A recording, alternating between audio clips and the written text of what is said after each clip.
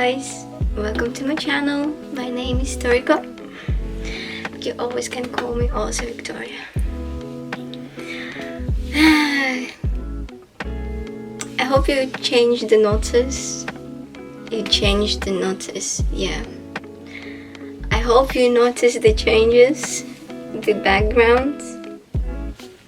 Another kitty, small kitty, my baby. I'm in my hometown and feel amazing.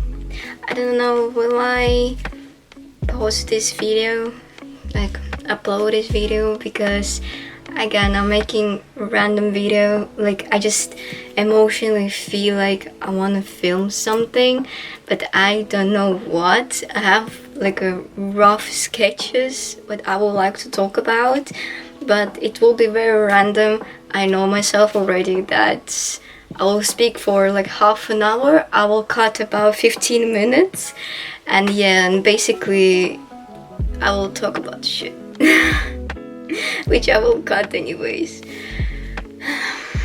Sad. Anyways,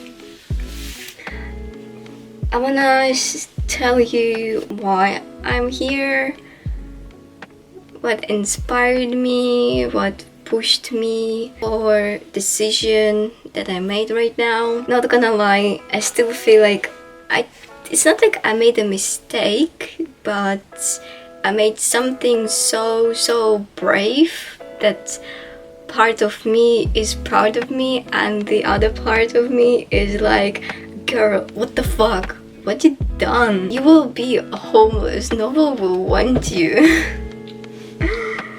I left my job to follow my dream, being basically free. Free from customer service, free from a bullshit that I keep having in my job, from customers, from management team.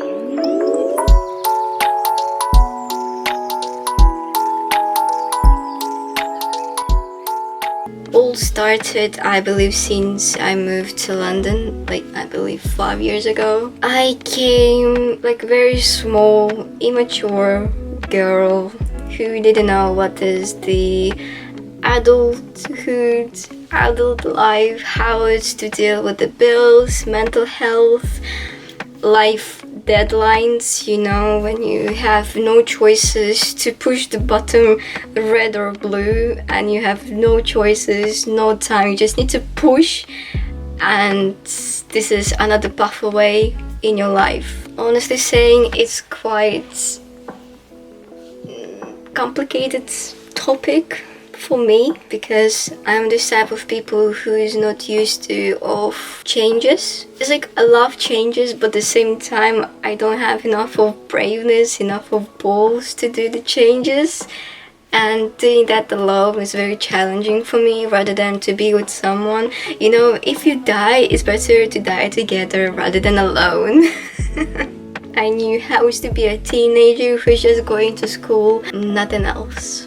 Honestly saying, nothing else, because I never managed such a high responsibility than ever in my teenage time. Like basically responsibility for my life, to make sure that my clothes are clean, that they are okay, at least decent. They don't have to be like a high brand, like some kind of Gucci or whatever, but at least like a decent clothes that you don't feel kind of guilty for. Food, bills, phone, everything, life essential things. I never been bothered about that when I was a teenager because I knew that my parents will always take care of that. Of course I will navigate them, but again, mostly they were doing everything for me. And this is boom, adult life, mental breakdowns. I saw a cute birdie, like tiny cute birdie. Anyway, I'm a serious adult now. I started working in Starbucks. Never been Starbucks before because in my hometown, in my country, we don't have Starbucks at all. For us, it's some kind of other universe. I never could understand in general the hype of Starbucks. Okay, this is like a coffee shop. Apparently they do more just than a latte, cappuccino.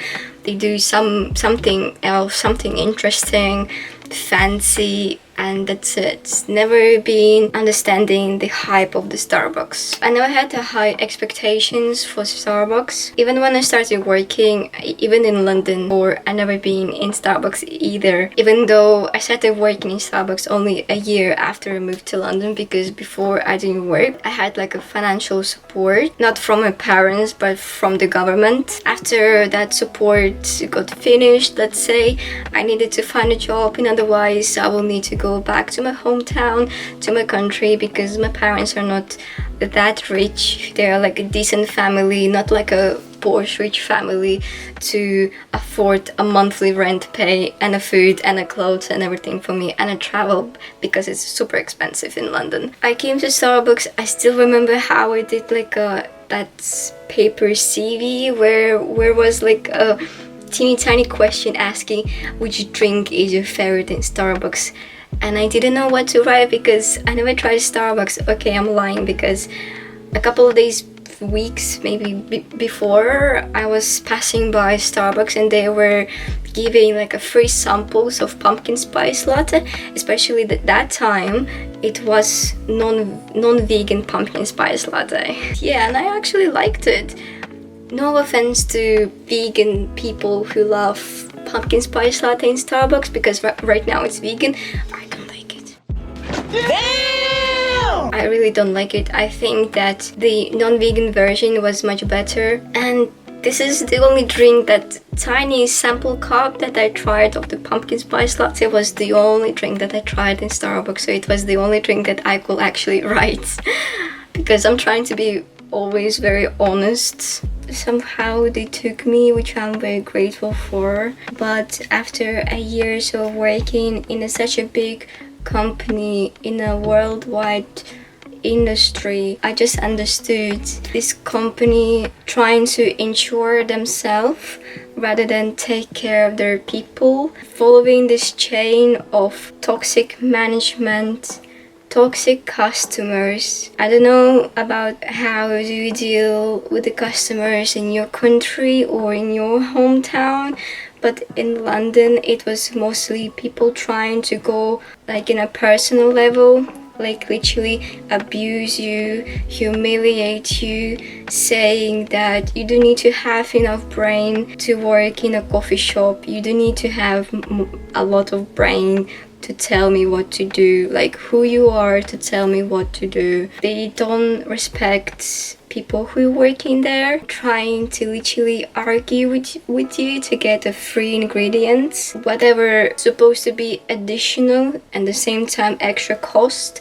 They're trying to literally fight with you to not get charged for what they're asking extra, which is a very stupid for me, because when you go into the restaurant and you're asking for, I don't know, extra stuff, extra food in your dish, would you basically argue with the waitress to get like a free food? I don't think so. Then why do you go to the coffee shop and argue with the people saying that this is not Starbucks' fault, it's you who is so rude, who is so disgusting to charge me for the extra syrup or extra whipped cream? And I'm like standing fully exhausted, fully like already kind of demolished, trying to explain politely to people, but feels like only the rough way they can understand, because they are thinking that customers are always right, and whatever they say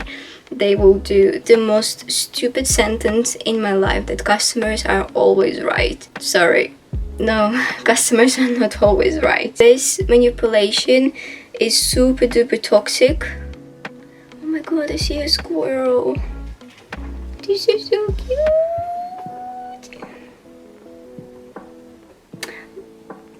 Estonian squirrels are so orangey. London squirrels are so grayish. Oh my god, it's really adorable. Yeah. Anyway, so what I was saying, Jesus, I keep losing the focus on my random speech. Well, it's not surprising as it's random. Fighting with the customers to make them pay for what they're supposed to pay, it's exhausting, honestly saying. Working with the people is super exhausting because the many people exist, the many opinions exist at the same time. Сколько людей, столько и мнений. I was catching lots of mental breakdowns. I was also studying at the same time. I had no days off, and sometimes I was skipping the college just because mentally I was so drained, I was so exhausting. Skipping the college didn't make my situation better. I was feeling super duper guilty for skipping the college. I could not show up for a week or even for 2 weeks because I was so demolished and so exhausted. So whoever is saying that you can work and you can study, shut the up. It's not easy to work and study. Both of them are like part-time studies, but they are taking all your time. You work it without days off. I didn't had family members in London. I didn't had anyone who could support me. I was sort of all alone.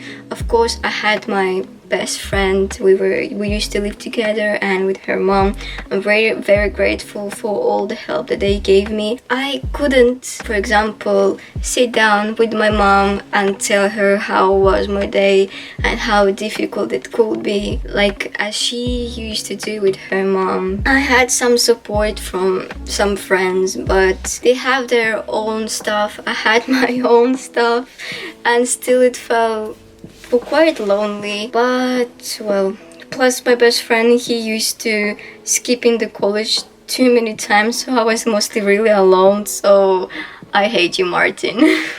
How dare you leave me all alone?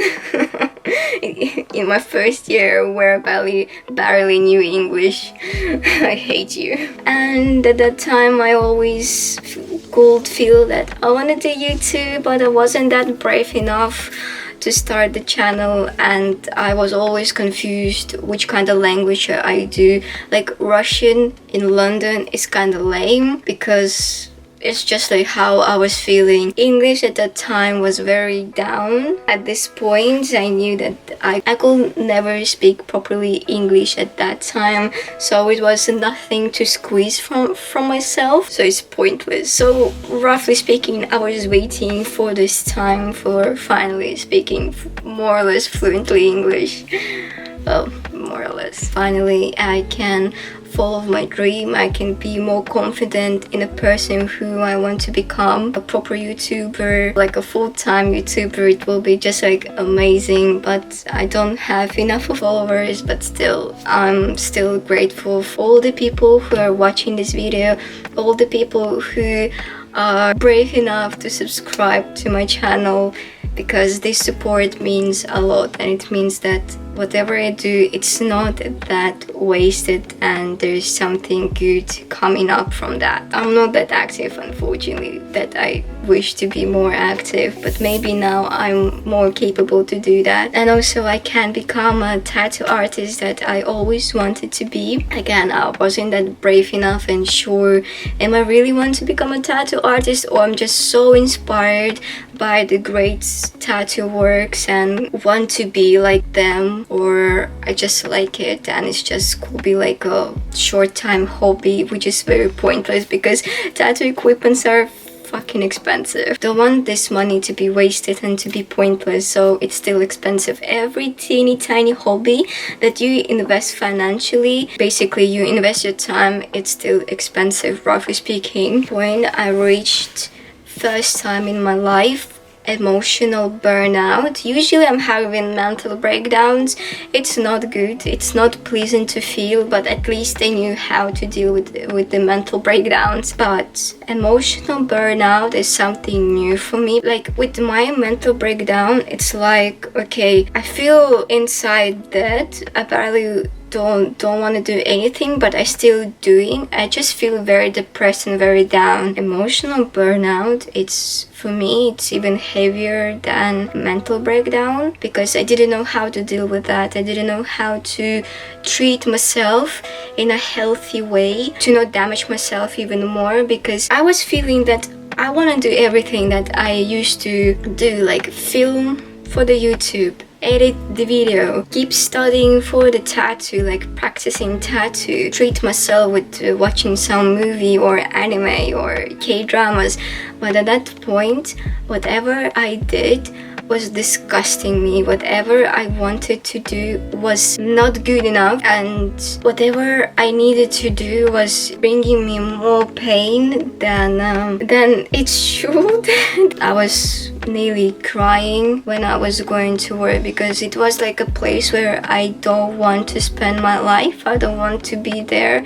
It's just a waste of time, waste of health, waste of life, because I gave my 4 years life to Starbucks. And in one case, I am glad that I developed myself to become more stronger mentally, physically. I mean, I got like muscles.